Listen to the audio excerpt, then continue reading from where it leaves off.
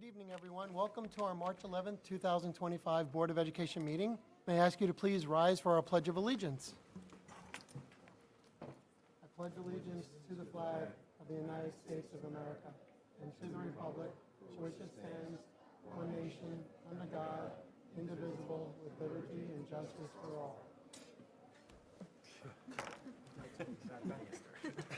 That's great. That was good. First up will be our approval of our agenda. May I get a motion, please? Henry, second Jamel. Any discussion or questions? All in favor? 5-0. Next up will be our superintendent's report. Mr. Poole. Thank you, Mr. President, and good evening, everyone. For the first part of my report, I'm going to turn it over to our ex officio student trustee. For the student report, we will start with the updates on student success in athletics. The girls varsity cheer team became New York State champions this Friday in traditional cheer, and this is the first time in school history. The state championship caps off an amazing year for the cheerleading program. For boys track,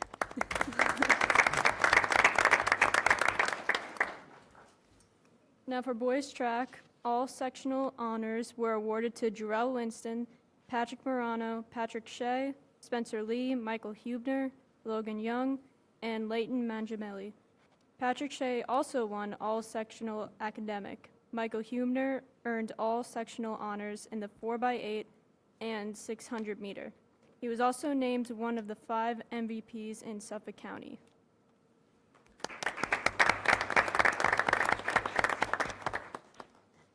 And lastly, Gavin Mangano also won his second straight Division II state championships for wrestling again.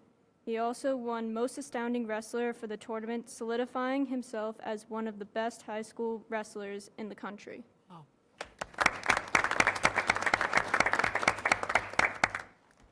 Now some student successes is that Mock Trial Club members, seniors Giovanna Costa, Hannah Raffius, and Savannah Roth, juniors Harley Lascauso and Madison Perez, and freshmen Joey Calandrillo, Maddie Mayer, and Clara Peterson worked alongside Coach Ann Gianfala in the educational program that features tournament-style competitions in which teams compete to earn points based on their presentation and legal skills.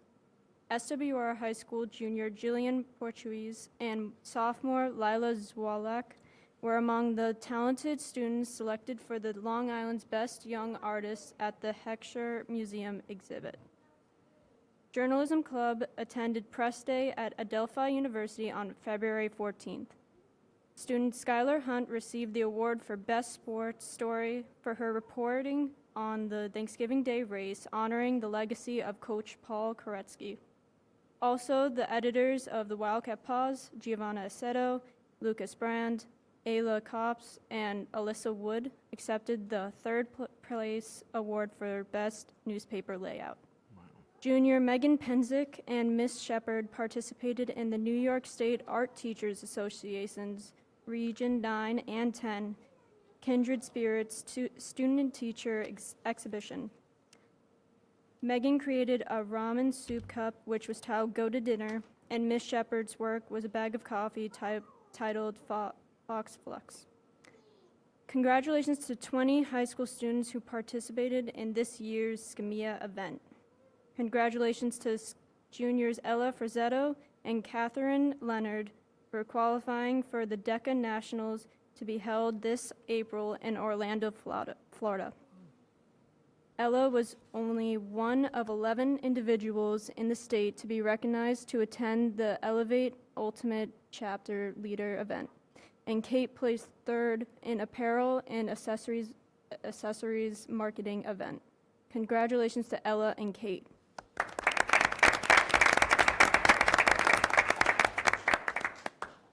For the past fundraisers, the high school hosted Battle of the Buildings, where teachers and staff from all districts competed for the Cat Cup. This event helped to benefit Laxalt Cancer, supporting those in our community who are being affected by cancer. Lastly, some upcoming events for student involvement is that the Basket Bonanza is on Saturday, March 15th from 5:45 to 10 o'clock p.m. NHS students and anyone else willing to help out are welcome. This is especially good opportunity to gain volunteer hours.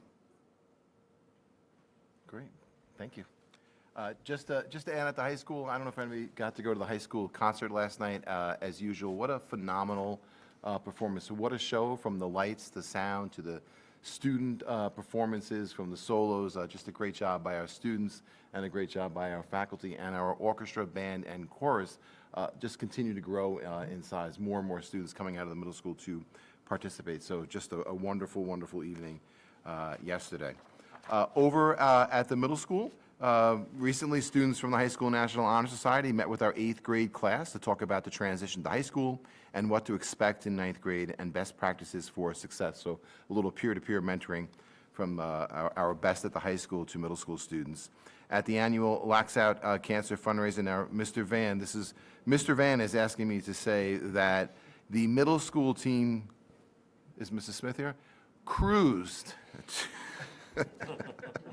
to a strong victory. I disagree. I think they just got by on the skin of their teeth for victory. I think Miller Avenue was right there, but a great time was held by all. The middle school art department held the contest for the Washington, D.C. T-shirt logo design. Many students entered, and the winning design was submitted by 8th grader Rowan Heavey. So congratulations to Rowan for the winning design. Over at Wading River, there is a blood drive tomorrow from 3:30 to 7:45 p.m. at the Wading River School tomorrow to give the gift of life. For the first time ever, as a culminating activity to the rollerblading unit, Wading River students are going to head to the pretty new Peconic Ice Rink starting next week. Students will have a chance to ice skate as they are taught by both our PE teachers and ice skating instructors. Over Wading River, the book of the month, called Mary's Extraordinary Deed, challenged all Wading River Wildcats to join in on acts of kindness to make our community and world a better place for all. Over at Miller Avenue, first grade classes visited the West Hampton Beach Performing Arts Center to see a performance of Frog and Toad. Great show, great hit with the students. Parent-teacher conferences were held over the past week, and the Whittle Gym, which was recently at Wading River, is now at Miller Avenue, where students are climbing, swinging, and gliding through a very creative setup, thanks to our phys ed teachers for their hard work in setting up this unit. Just briefly, tomorrow night at 7 p.m. at the high school library, I'll be presenting a 15-20-minute presentation to the PTA, PTO on the recently updated strategic plan. This evening, we have a presentation from the Miller Avenue Student Council and Leadership Club. I think some of those great students are here, and it is our second in a series of budget workshops presented by Mr. Arcuri. Thank you. That concludes my report. Thank you, Mr. Poole, and thank you, Ms. Nastasi. Appreciate that. That was a good update. Next up will be opportunity for board members. Anyone have anything? Mike? Just quickly wanted to thank the Wildcat Athletic Club for hosting their annual casino night this past Friday. It was a huge success. Absolutely. As well as honoring the most recent inductees into the Hall of Fame, Xavier Arline, Kathleen Lee, Jason Lauser, as well as coaches Joe Condon, Tom Rotans, and the 2002 lacrosse state championship, Mr. Lockhart. Congratulations. But it was a successful night, and we look forward to next year. I just want to add one more thing. I want to thank Senator Palumbo, Assemblywoman Giglio, along with our legislative committee, who met with our legislative committee last week here in the library to go over district priorities, listened attentively, understood the need for increases in foundation aid, security supports, the issues concerning the electric bus mandate as far as cost and implementation. So it was a great meeting, and appreciate that the two of them came and spent well over an hour with us, listening to what's important to the school district, learning about us, and promising to advocate on our behalf over the next few months while the budget takes shape in Albany. So thank you to them. Yeah, thank you for that, Mr. Tom, Poole. can I just add one Oh, thing? yeah, sure, of course. Yeah, I just wanted to add that I was able to attend the SCMEA event for the 5th and 6th graders on Saturday, and it felt, I don't know if this is true, but it just felt like there were a ton of Shoreham-Wading River students there, so it's just a testament to the really great, high-quality music department that we have. Completely agree. I did want to echo Mr. Lewis's, thank you really to the Wildcat Athletic Club. The casino night was fantastic, and congratulations, Mr. Lockhart. That was awesome to see you up there. But I also did want to call out Mr. Lewis for the time and efforts that he puts in on behalf of the district, not just as a board member, but as a board liaison with Wildcat Athletic Club. Your time and, the devotion that you have, Mike, to our students is amazing. So thank you for that. Yeah, it's terrific. And then, Mr. Poole, I did want to thank the legislative committee members, to your point, that also attended on behalf of the district to share that with our Assemblywoman and our state senator. So good things there. I did want to also share an update to the community. Earlier this year, we had shared with you of the passing of one of our former board members, Mr. Mike Facito. I did want to put a call out to thank the family. They've donated $15,000 to the district to our senior class fund for the next 10 years. They plan on, and we will be on their behalf, on the behalf of the Facito family, providing scholarships for the next 10 years for $1,500 each for the next 10 years on behalf of the family. So I just wanted to call that out, say thank you to the Facito family, and your dad is in our thoughts, and obviously thanks again for all that you've done for the district. So just wanted to share that with everyone. Anyone else have anything they wanted to put out there? Okay, very good. I'm going to continue on. We have no new business. Ms. Kirsch, any statement from residents? Okay, none. Okay, great. Next up, I'm going to skip right ahead to our reports and reviews. We're excited tonight to have our guests here from Miller Avenue, the Leadership Club and Student Council presentations. Ms. Smith, our principal, will be up here to introduce the students and advisors. Hello, Ms. Smith. Good evening to our Board of Education, Mr. Poole, District Office, and our fantastic community. I am so glad to hear that you are excited to have us here tonight, because we are excited to be here. In fact, according to one of our students sitting in the back, her name is Bella, this is an opportunity of a lifetime. Wow. And I could not disagree. It is absolutely correct. So we are so happy to be here tonight. I cannot wait to meet Bella. At Miller Avenue, we prioritize developing the whole child and providing opportunities for growth in all areas. This commitment has led to the expansion of our clubs for this year. We went from 5 clubs to 8 clubs. In addition to the clubs that we have had in the past, we are now running an art club, a leadership club, and a Zumba club. We have approximately 150 students at Miller Avenue attending clubs. Looking into the future, we plan to adapt our clubs, offering based on student needs and interests. And I am super, super proud tonight to have members of 2 of our clubs here with their fantastic advisors. First up, we'll talk about Leadership Club. Leadership Club is a first grade club, and it's very similar to our second club, which is Student Council, but it is a first grade, not second grade.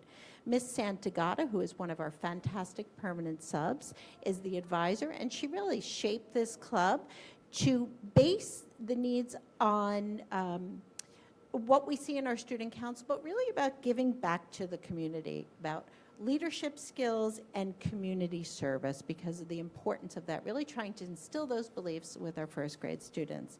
With no further ado, we will have our Leadership Club present their happenings from the year.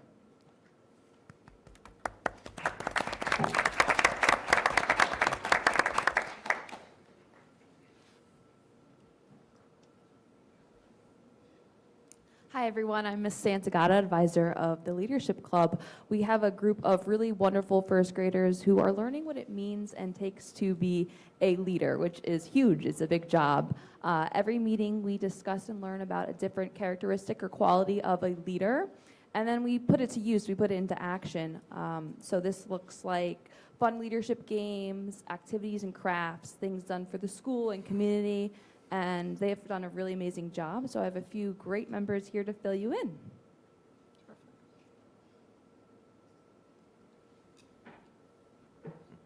Good evening. As leaders, we must use our strengths to make the world a better place. We can create something amazing, just like ingredients on the yummy pizza.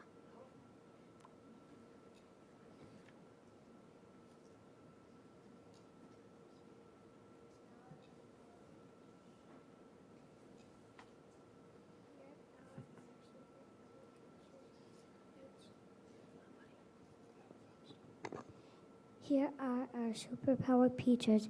Each topping is one of our unique talents, such as making new friends, drawing, writing, sports, playing the piano, and reading.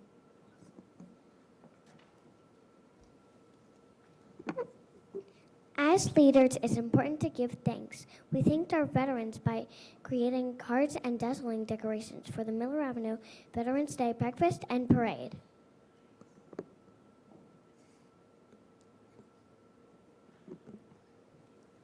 We made these cards to make the veterans happy. We wanted them to know we're thinking of them. As leaders, it's important to make others feel good.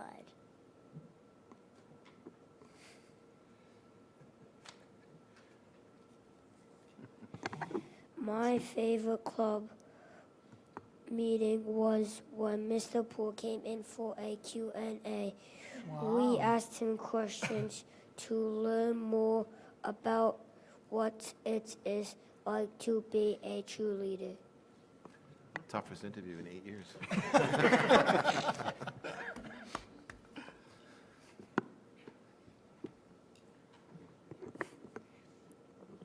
Hi, my name is Elsie Byrne.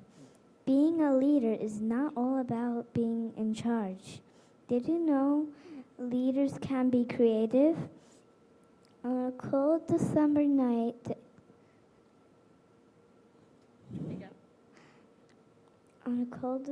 day, we made winter hats. It was cool that we all had different ideas.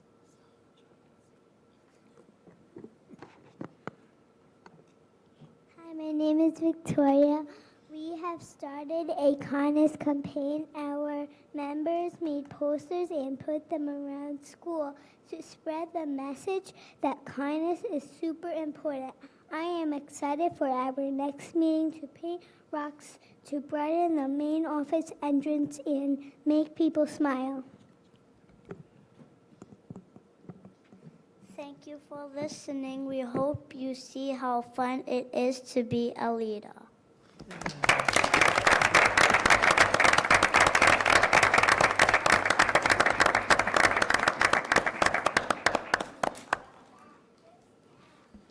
Thank you, Ms. Santaga, and to the children, well done. It's so nice to see leaders being formed at such a young age.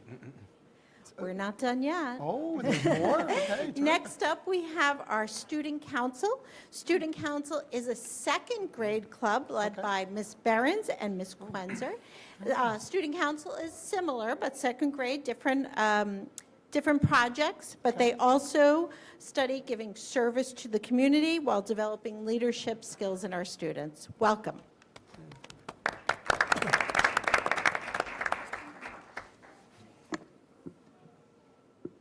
We were the ambassadors for the Veterans Day breakfast.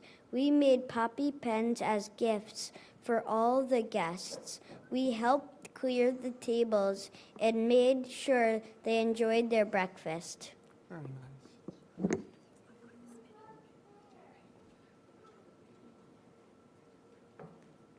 We collected food for our Thanksgiving food drive to benefit Branches Community Center in Middle Island.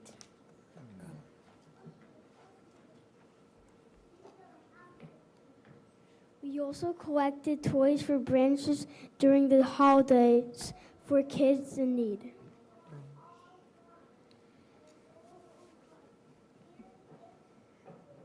We made cards for veterans to cheer them up and spread holiday cheer.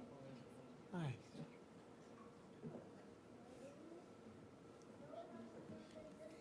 We made cat toys out of yarn and fleece dog beds to donate to Save a Pet.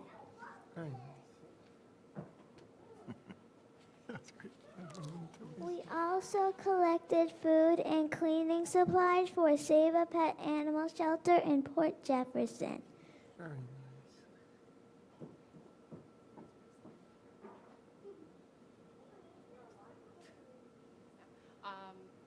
All right, thank you for your time. We have a couple future projects. We're going to do some school beautification projects, make birdhouses, We have an Earth Day awareness campaign coming up, and the students already started making keychains to give Teachers for Teacher Appreciation Day. Thank you. Very nice. Thank you very much.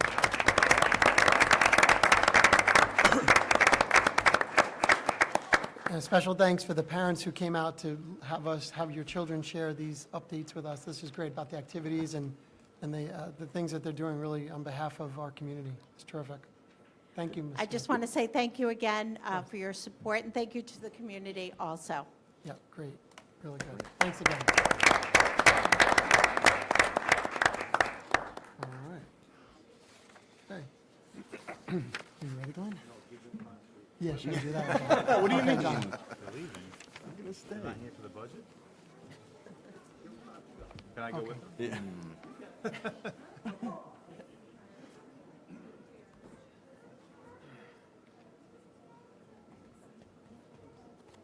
Have a good night.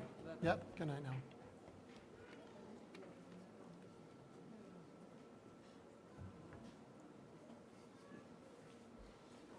Good night now. Okay, so next up under our reports and reviews, we have our 2025-2026 budget presentation with Mr. Glenn Arcuri, our Assistant Superintendent of Finance and Operations. Glenn, it's all you. Always a tough act to follow. 100%. Yeah, How do you, What- that's a tough one to follow. Yes, how do you even follow that? you really can't, Glenn. I don't have great pictures. I don't have great kids. So, You know what, though, Glenn? What we did get to see is all of the things that you're about to present. We saw it live in action. that's what I'm hoping I'll to. look at it. That's definitely what I'm The hoping. living hoping for tonight. proof of what's happening here. Those are nice pictures, Glenn. See? You don't You give know- yourself enough credit. But those kids are awesome. They are. They're amazing. And Amazing, the kids it we is a have. testament to show what our budget actually purchases. Absolutely. You know, we have a continuous investment inside the student health and well-being.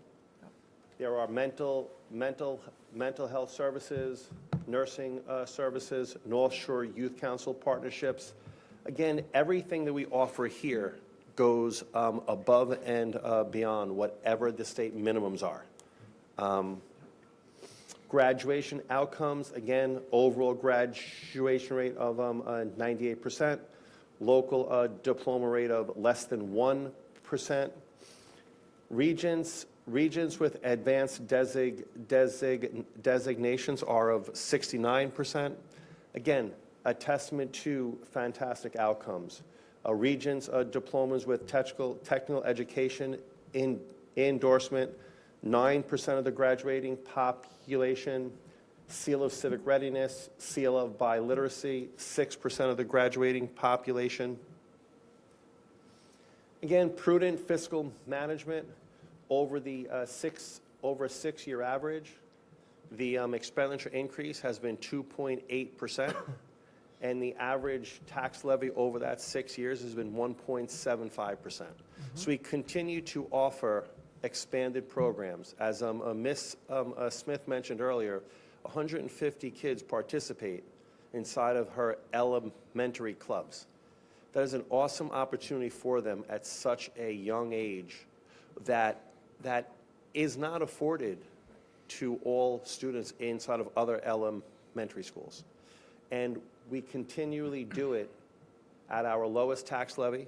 We do not seek any additional dollars. Even in the 2021-22 school year, during the COVID year, we did actually levy below the limit by approximately $300,000 that we will forever be short inside of our tax levy because we felt take the minimum needed due to such difficult times. Again, just to touch on, there is a lot of media attention pertaining to federal grant dollars. The district receives a little bit more than $600,000 inside of total grant dollars. We have no information today that any of these grant dollars are in jeopardy. However, it is just important, since there's ever-changing news coming out of the federal government, the $524,000 pertaining to the 611 and 619 grants directly relate to our special education program. They are for mandated services. So at the minimum, if for some unforeseen reason that those two grants were totally eliminated, we would definitely have to find substitute funding for that out of the general fund. And I would honestly say for the remaining $85,000, we would probably look to fulfill those obligations purchased with those grant dollars, also with funds within the general fund. Is it an imminent threat to us if these were canceled? No. We are confident we could shuffle around dollars in order to make these purchases. But I am hopeful that regardless of what the federal impacts are to education, they give us time before just cutting our funding. For the 25-26 tax levy, we do not seek to pierce. It is a 50% simple majority vote. Our increase is 1.9571%, a little bit more than $1,150,000 total. All known pilot payments have been part of the calculation to date. There is still the open pilot payment that is being negotiated for the proposed battery storage facility. We were told that if that wasn't finalized by March 1st, we should not anticipate that pilot payment should be included as a revenue source for 25-26. If for some reason we do get that, we still do have an opportunity to modify the tax levy limit. As far as the exclusions go, with regard to building aid, we are currently using the building aid value that was part of the executive run that the governor provided us in January. If the budget is adopted, the state budget, before the district adopts their budget, and building aid changes, we will be modifying the tax levy limit for that building aid change. If our tax levy were to go down, the funds would be filled with additional appropriated fund balance. If we get additional, if there's changes to building aid where we get additional funds from the tax levy, a little bit less from unassigned, unappropriated fund balance will be applied to the budget. Proposition 1, 2025-26 budget. The budget aligns directly with the 5 pillars of the district's strategic plan. Without going through all of the pillars, Pillar 1 is communication with stakeholders. Pillar 2 is health, safe, and engaging learning spaces. Pillar 3 is maintain high-quality programming. Pillar 4, continue to provide funding for enhanced student graduation outcomes. And Pillar 5, maintain whole child programming. The 25-26 draft budget maintains all programs that are in the current year's budget, maintains current class size, includes additional funding for a few additional field trips, some co-curricular activity, additional technology conferences, software and subscriptions, includes one-time funding to replace 12 interactive smart boards, includes funding to add 6 armed guards, and includes funding to cover the increase in transportation that is a little bit more than $1.2 million total. As previously presented, the district went out, issued a RFP for transportation services, contract services, and there was a single respondent, and that single respondent inside of our first year, the increase, again, is $1,247,000 for the year one increase. The 25-26 budget reflects reductions of contingent funds and, where prudent, reduce budget codes to align to closer actual expenditure amounts. We also reduce margin inside of budget codes where we felt were possible. Increases the use of appropriated fund balance, increases the amount of debt service funds, and as in years past, funds within a teacher's retirement reserve have been applied.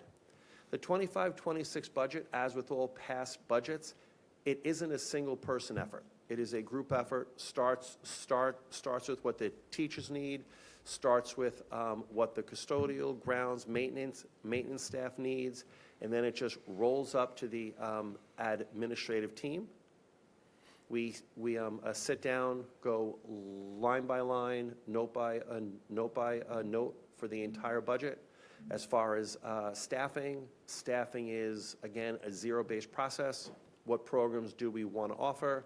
What class size do we want to have? And then we back into staffing from that process. The proposed budget reflects a 1.29% year-to-year increase, or $1,140,611. That value is very similar to just what our tax levy is actually increasing by. On February 25th, we covered 3 categories. We covered employee salaries, employee benefits, and transportation, which was 79.75% of the budget. Tonight, we're going to cover 13.02% of the budget. Again, just another note when it comes to transportation. When you issue an RFP, the RFP happened to be for a 5-year period. The 25-26 budget contains funding to cover the first year of a 5-year transportation contract. The total transportation contract over a 5-year period is a little less than $32 million. Once the budget goes to vote by the public, assuming there is public support for the budget, we then send the passed budget along with the entire transportation RFP, all of the backup documents to the State Education Department for transportation, and they actually review our RFP to ensure that it is in accordance with the law, and then they actually stamp it and say, yes, this is a valid transportation contract for the next 5 years. Tonight, we're going to discuss district-wide expenses, debt and transfers, and facilities. After this evening, we would have covered 92.77% of the expenditure budget.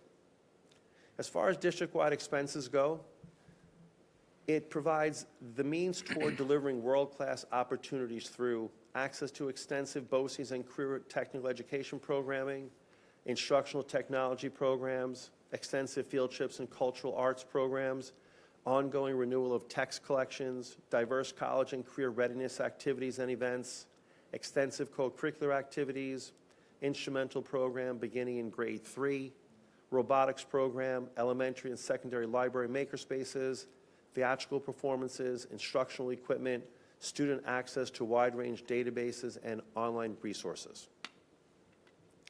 It also covers services that are not building-specific, services relating to the Board of Education, auditing compliance services, legal and fiscal agent services, property and liability insurance, printing, public information outreach, costs for district treasurer, district purchasing agent, district clerk, judgments and claims. As far as instructional, we capture equipment purchases, textbooks, supplies and materials, musical instrument repairs, field trips, arts and ed programs, English language learner programs, co-curricular activities, library books and periodicals, occupational education, BOCES instructional services, guidance services, psychological services, and charter school tuition. Happy to report we do not have any charter school students currently, any students currently enrolled inside of the charter school. Again, as in any budget, we go through the budget codes, and as I mentioned earlier, when and where possible, budgets are aligned to actual expenditures, as well as margin within a budget code is reduced. For this particular category, there was a reduction of $42,154. Reductions relate to one-time equipment purchases, charter school tuition, textbooks, travel and conference. Funding has been increased to support liability and cyber insurance coverage, district-wide copier lease, fiscal agent professional fees, as well as costs associated with the BOCE CTE program. Any questions on district-wide expenses? So, Gary, I know that we're budgeting for, I mean, obviously, cyber issues are becoming more prevalent. We're obviously budgeting for increased cyber coverage, but we're also putting together a proposition to improve our technological infrastructure with improved firewalls. I'm assuming updating those things. I mean, are we looking at potential discounts in our insurance costs for cyber based on some of those improvements we're making? We actually saw a decrease in 24-25 to 25, 23-24 to 24-25, and it's all based on our NIST score. We do have a $2 million value inside of our proposition that will continue to keep us, I'm going to say, where we are today, not actually slipping backwards. One of our goals from a technology department is to keep our NIST score where it is and or go forward. I don't want to say that it's going to give us the opportunity to see reductions, but I believe it's going to give us the opportunity to, one, stay insurable, and two, not see 40% increases, maybe only see a 12 to 15% increase.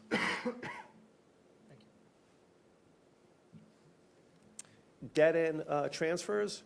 This particular code relates to whether it's debt service payments, whether it's transfers, transfer to other funds, as well as tax anticipatory notes.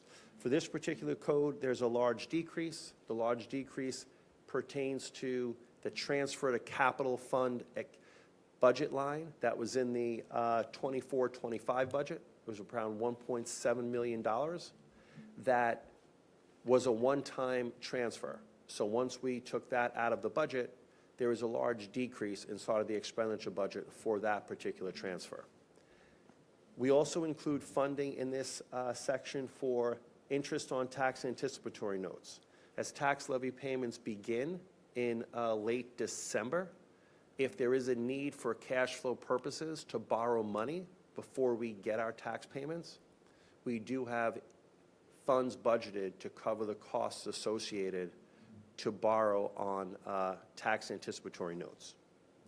The annual bond payment is budgeted here. The final payment here is, for this particular bond, is June 15th, 2032.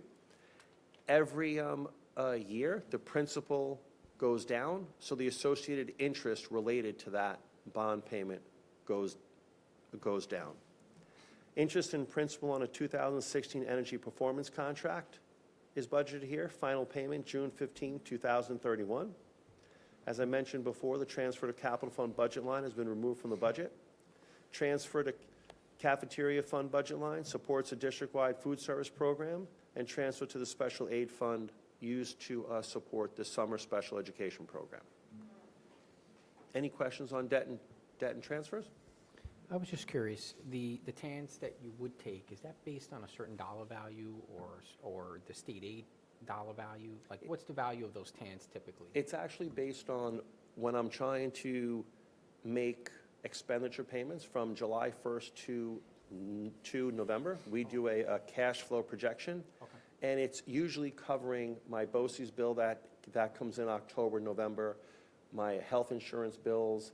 I start to run very tight on funds coming October, November, in order to begin to make those payments. We do try to take advantage of any cash flow possible. The last 7 years, I'm proud to say we have not taken out TANs, but we do budget for that interest, because there will be a point in time where there will not be available funds within our, I'm going to say, various accounts that we're able to use Operating budget, yeah. in order to cover the timing difference between state aid payments and tax anticipatory and the tax levy payments. Okay, thanks for that. Yep. Just one question. Sure. The capital fund budget. Sure. Do you recall when was that added to the budget? The $1,676,920 was added to the 24-25 budget. It was directly aligned with the remaining funds in the tax reduction reserve. And so there was a revenue put in 24-25 to offset this transfer to capital fund. Okay.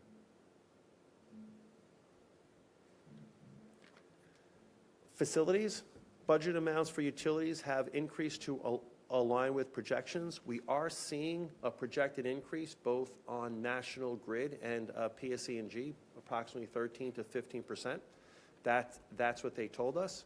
So the budget in that area increased around $86,000.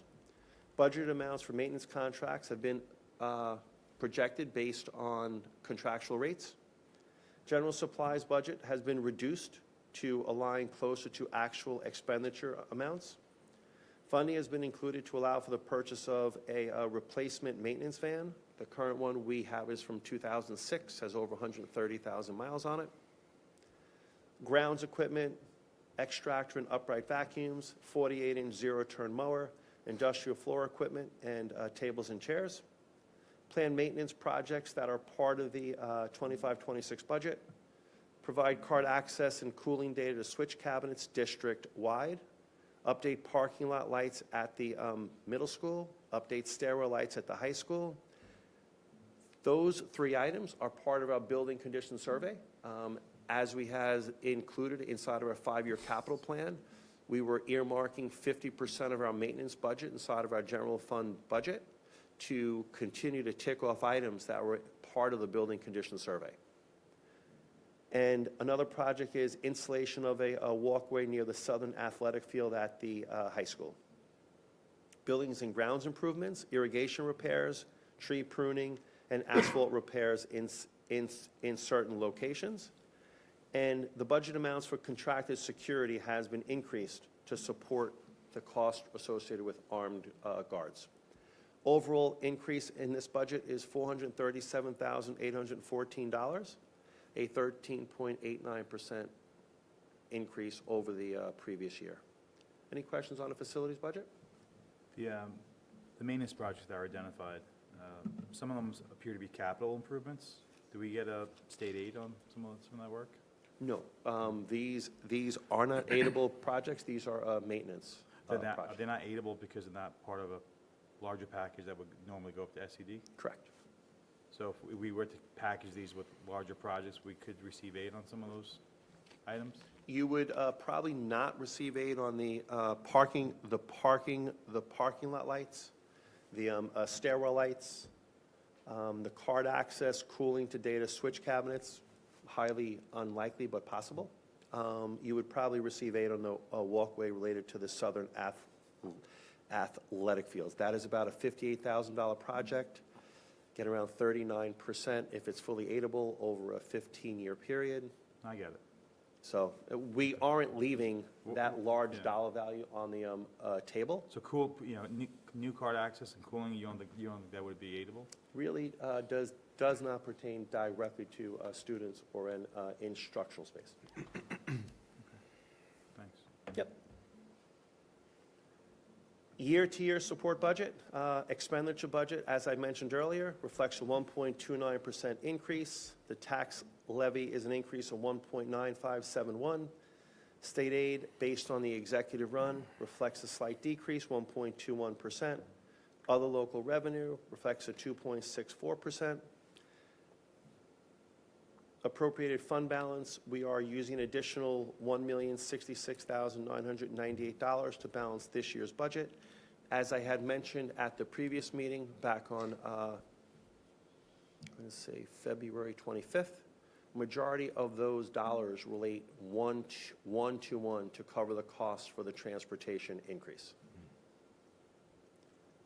The tax reduction reserve that was earmarked to the transfer to capital fund from 24-25, there isn't anything budgeted. There aren't any funds remaining in the tax reduction reserve. Employee retirement system, applying $1 million from that reserve. Teacher retirement system, applying $565,000 from that reserve. Unemployment reserve, $104,000. Workers' compensation reserve, $550,000. And debt service reserve, we are applying $199,626. As I had said earlier, when the governor hopefully adopts their budget on time, if there is additional state aid received, the district plans on reducing appropriated fund balance. If for some reason the final state aid run reflects a decrease inside of state aid, the district will offset that with additional fund balance. We do not anticipate modifying the expenditure budget at this point unless if something really unforeseen, unexpected shows. Mr. Arcuri, can you talk a little bit about the increase in the debt service fund? Sure. The debt service fund are funds earned on the bond borrowing.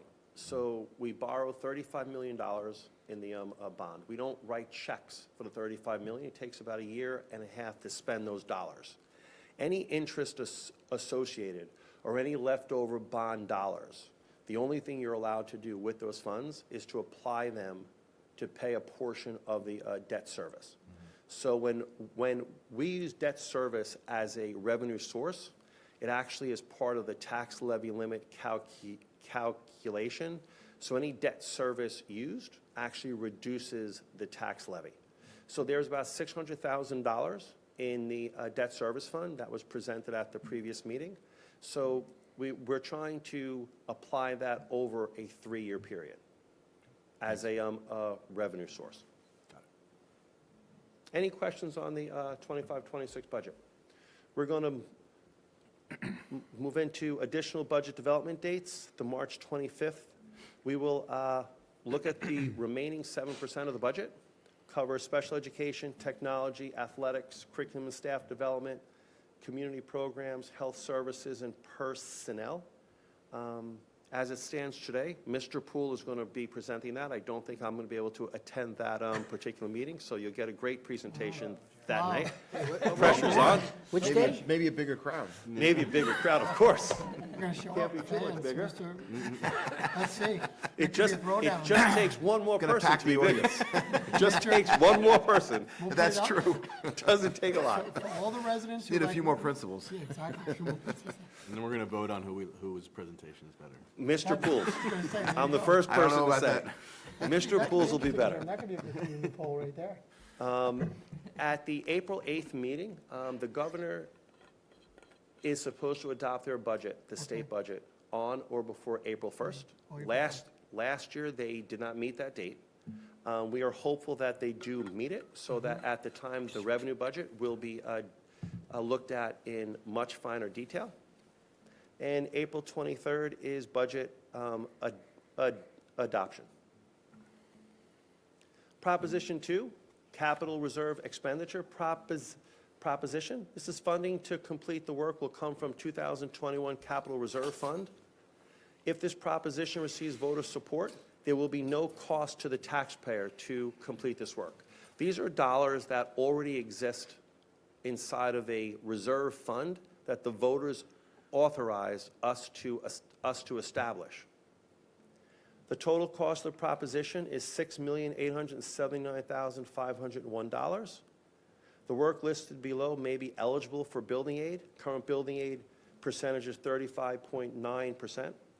During the October, November, and December Space and Facilities Committee meetings, a number of potential capital projects were presented. We actually presented $30 million worth of projects. So there was a vast spread of different projects, whether it was additional casework for Miller Avenue, whether it was a second means of egress out of the back of the middle school, whether it was a second turf field, whether it's turfing the girls' varsity softball field or the infield of the boys' varsity baseball field.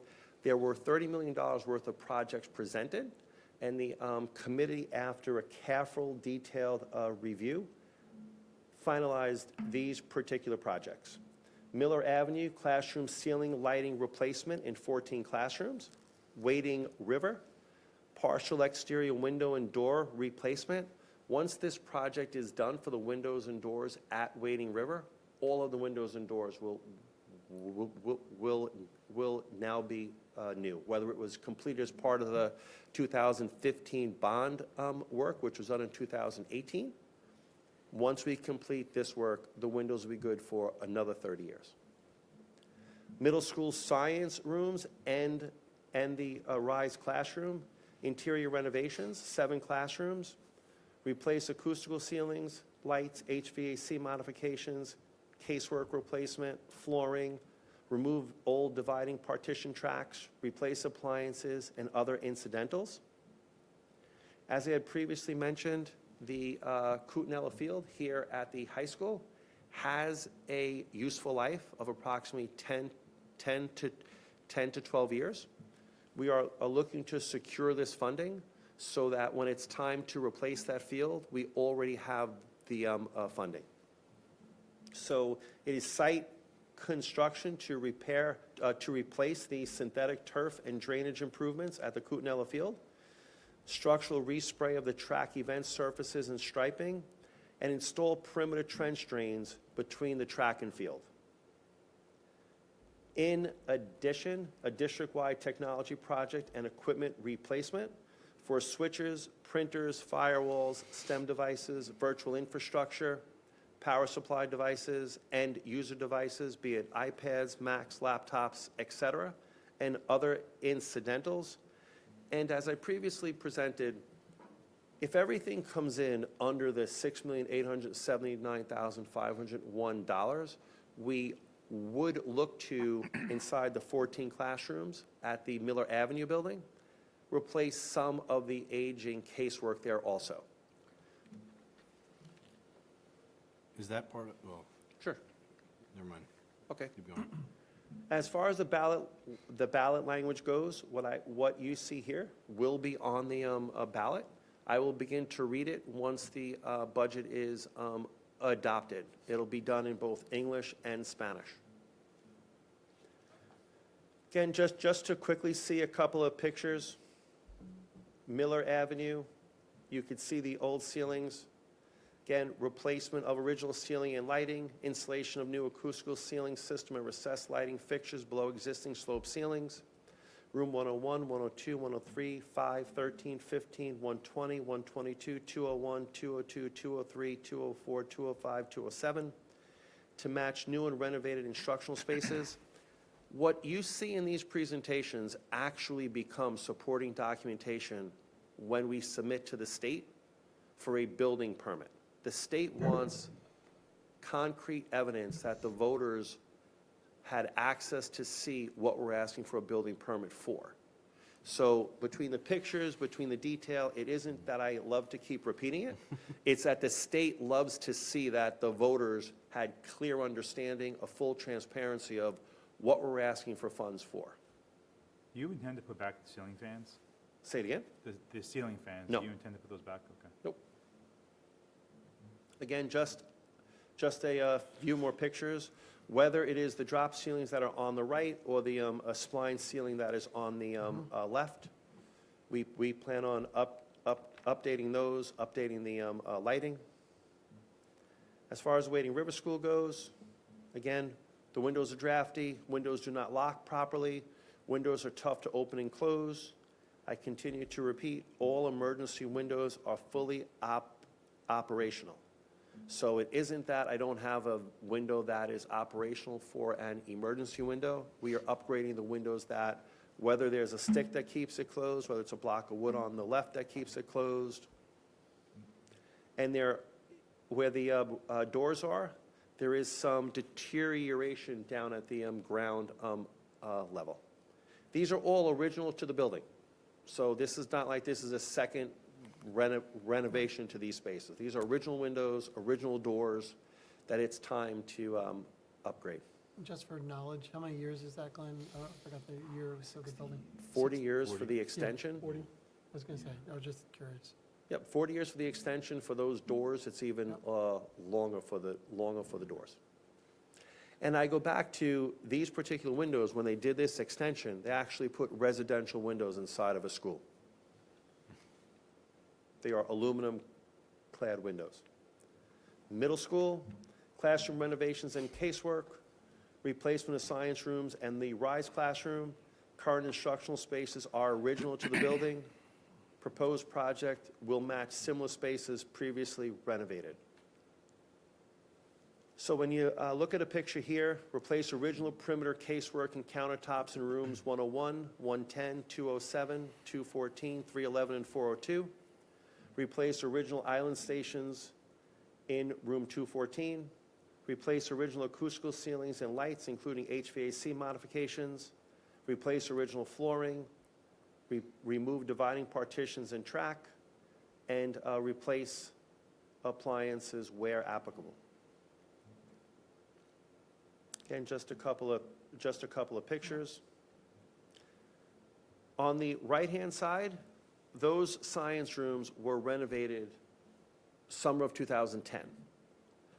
I am continuously in awe every time I walk through the spaces. They are like the day that I installed them my first summer here. So between the staff, between the students, they keep the space great. And that's what we're excited to bring to all the other science spaces throughout the building.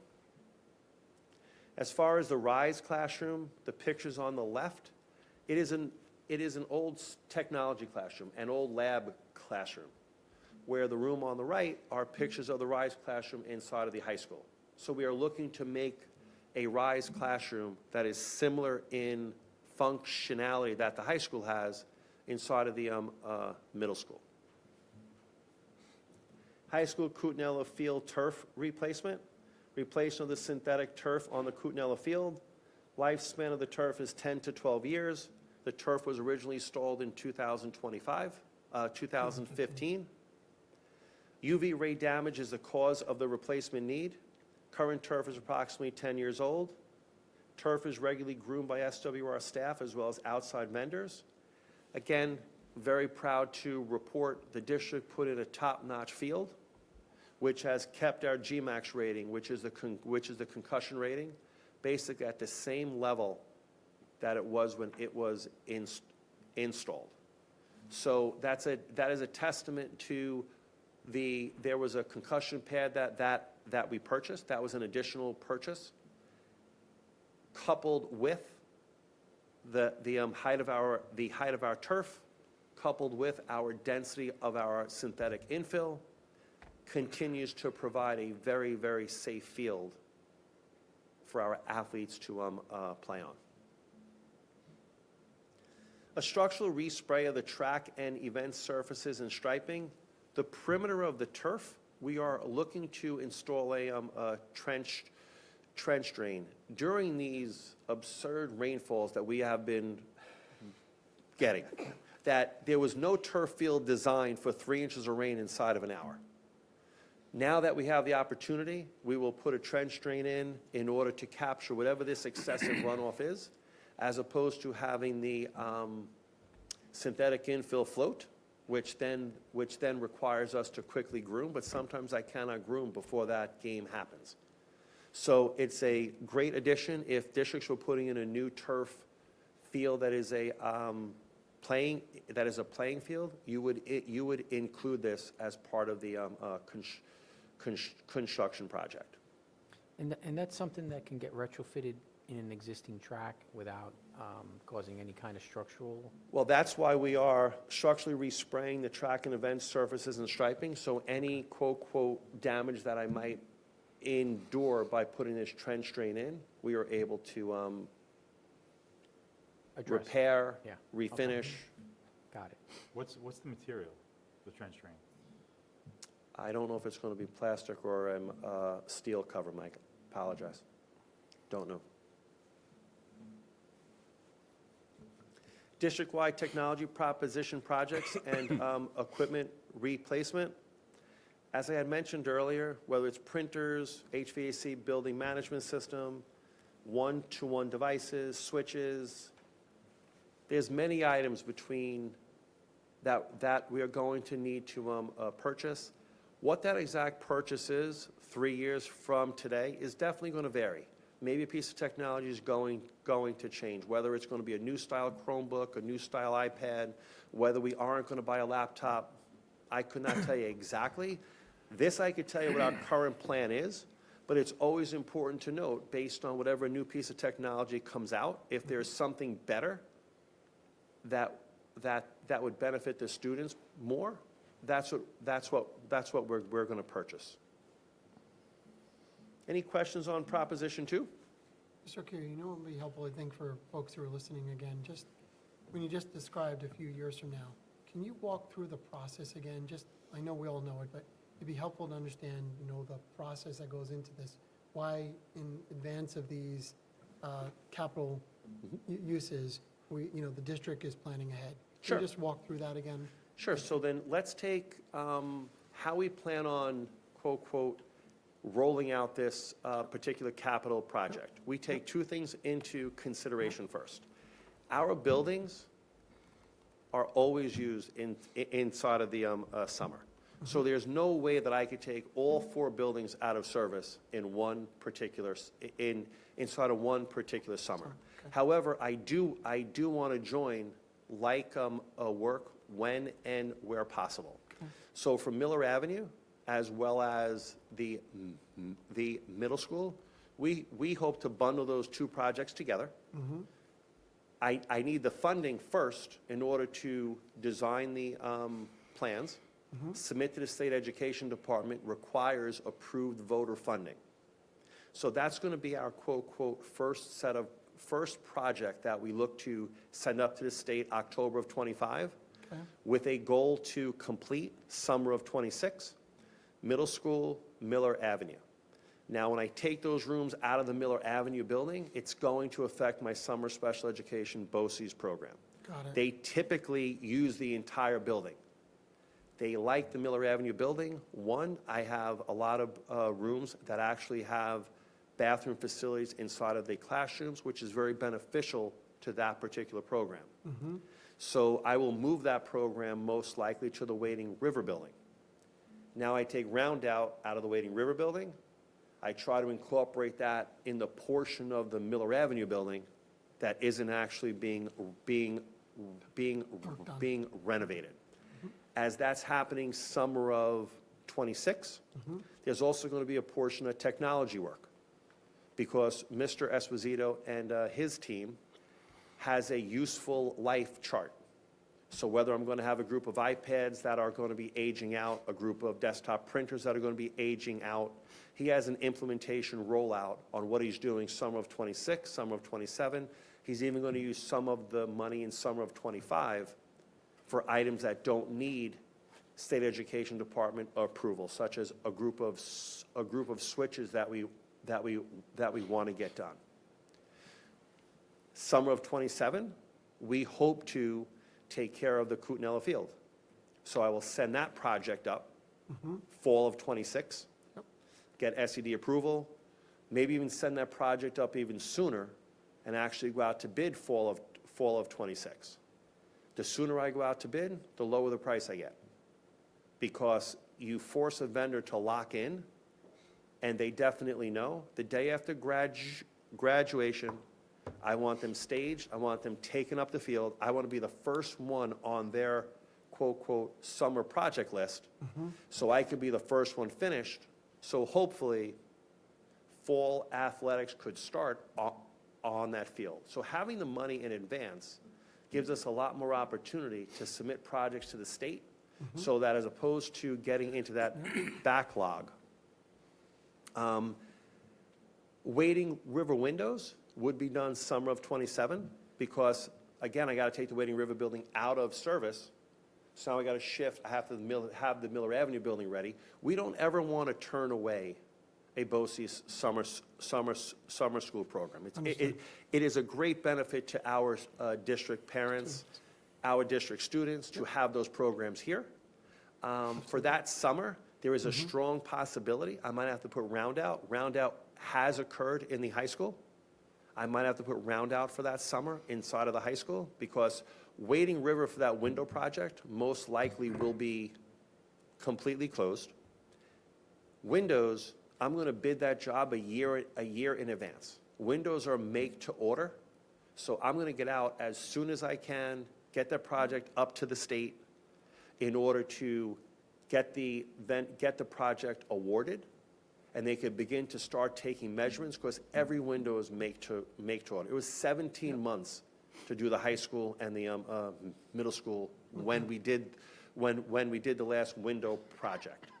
So we did, as part of space and facilities design process, we did incorporate a little bit for each building in order to accomplish what was on the building conditions survey report that were needs, coupled with a few wants. You know, one could argue, is technology a need? The answer is yes. But one could also say it's also a want. You don't really need to have an iPad. Well, we feel it is an actual need because it's part of our program. Understood. Thank you, Mr. Curie. I think ultimately what I was trying to drive at was there's a rollout plan, and that plan requires the capital first identified, the design phase, Yes. then the state has to be involved to approve the project.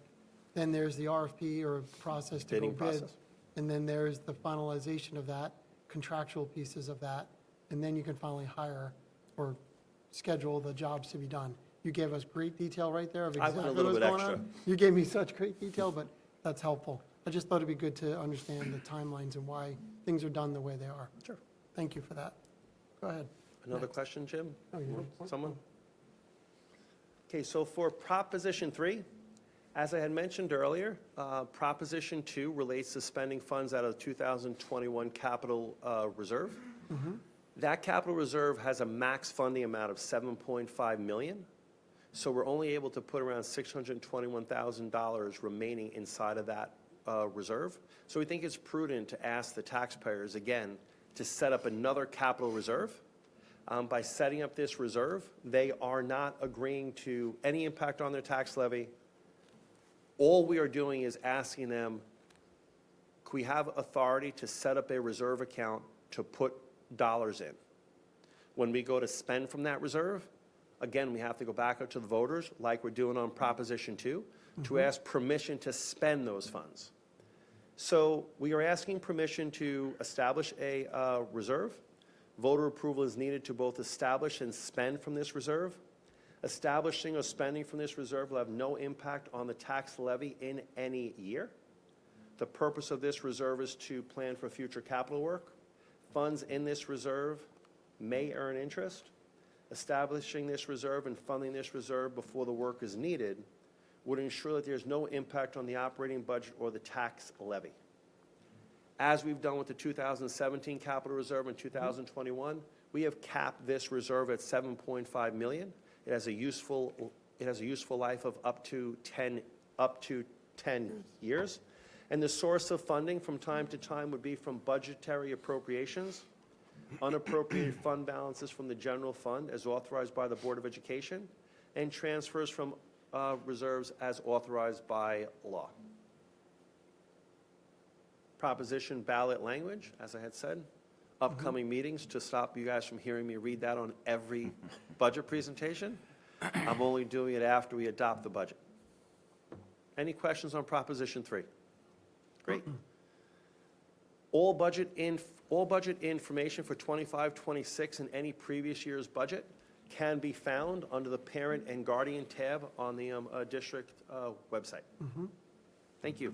Thank you, Mr. Curie. I just want to add one piece that any other additional information on district finances, every dollar spent, used, saved for the last several years, full transparency is available on the district website. Yep, under departments and programs, I will add a budget slide for that for the March 25th presentation. All external audits, internal audits, reserve account balances can all be found on the business office Excellent. website.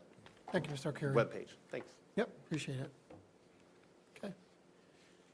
Next up, we have our votes and resolutions.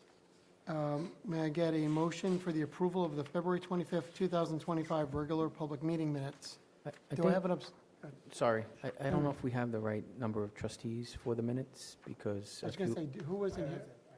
Yeah, I think we only have 3 tonight, so if we want to postpone it, we can amend the I was agenda. just for it. going to ask you that. So, okay, let's do that.